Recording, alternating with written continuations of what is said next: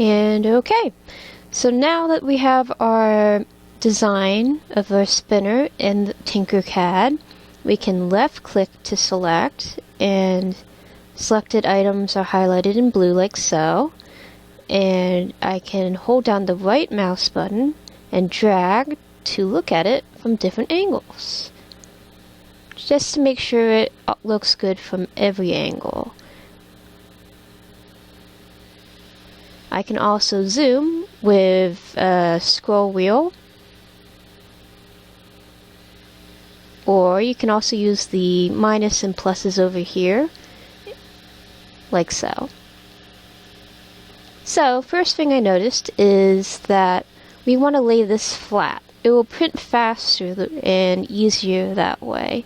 Some of your designs may by default be laid out flat, but this guy's not. So I'm going to angle the camera so that I can find this guy and stick it 90 degrees. So now it is flat, but it's floating in space. So next, I want to click on that little black cone in the middle, but it's hard to make out, so I'm just going to adjust my camera till I can get right on there, and click and drag to bring it down to 0, which means it's nice and flat right on the surface, which is good. Should make it a lot easier to print this then. Let's see, next we want to left click and drag a cylinder, one of the translucent clear ones like this, and if you click on one of these white corners, you can click on the number and put in 22.6 and then enter key, and you want to do that for this side as well, 22.6, enter key, and you just want to get it right in the middle. You can use the arrow keys to kind of nudge things from the left to right over, which is good just to get it right in there. I'm also going to zoom in so I can kind of see what I'm doing a little bit better. Excuse me. And if you really want to make sure it's centered, then you want to left click over here and drag. And that selects both things. And then you go up here, click align, click here, and click here. And now the cylinder is perfectly centered on the spinner. So I can make sure that the hole is dead center on that spinner. So now if I left click and hold, drag, and then release, that's how you select both of them, which is very useful in general. So now I just have selected the cylinder itself. I'm going to up this number all the way to about 60. That should be plenty. And now, if I left click over here and hold and drag, I can select them both again. And we want to click group up here. When it's red, you have to wait. If you mess around with it while it's red, it could completely ruin your work and you have to start over from scratch. So just be patient. Depending on your internet speed, it may be faster or slower.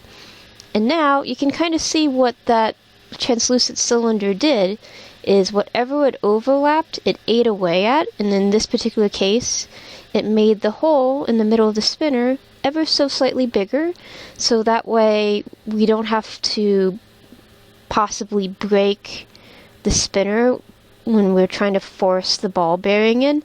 The size that I specified, 22.6, should be just right for it. So now this guy is more or less ready to go. If I click on it, I can change the color, make it blue, for example. This does not affect what it will print out as. It will just print whatever you tell the librarian to print it out in. But it's good for your own reference. And up here, if I click on it, I can change the random name that it has to something that's a little bit more useful. For example, you could put in your name, you could put in what it is, and you could put in the color you want it to be, and then press the enter key, and there we go. So now it's called that. And I think that should be all in this particular case for this spinner. So now we want to click on Export, download for 3D printing. And in this case, since we only have one spinner, this is what we want to have selected. As we have selected the spinner, and we want .stl, and it saves to the downloads like before. And now we want to go to an email. I have Gmail open in this tab, and press Compose, and then click on the paperclip, and then click on the file we just downloaded, and we want to send it, in the library's case, to catref@wsmail.org, and the subject you could say 3D print spinner please, or something like that. And then in this section we could say please print blue, and I'm going to check Thingiverse again actually, and click on Thing Details, because I remember that there were special instructions. So I'm just going to copy and paste, and that should be good enough reference for the librarian to work with. If she has any questions, she could always email you back and ask about something. So send that off, and since I'm basically sending it to myself in this particular case, the librarian would find your file. There it is, and she'd download it, check it, and then print it out. And just like that, it should be done.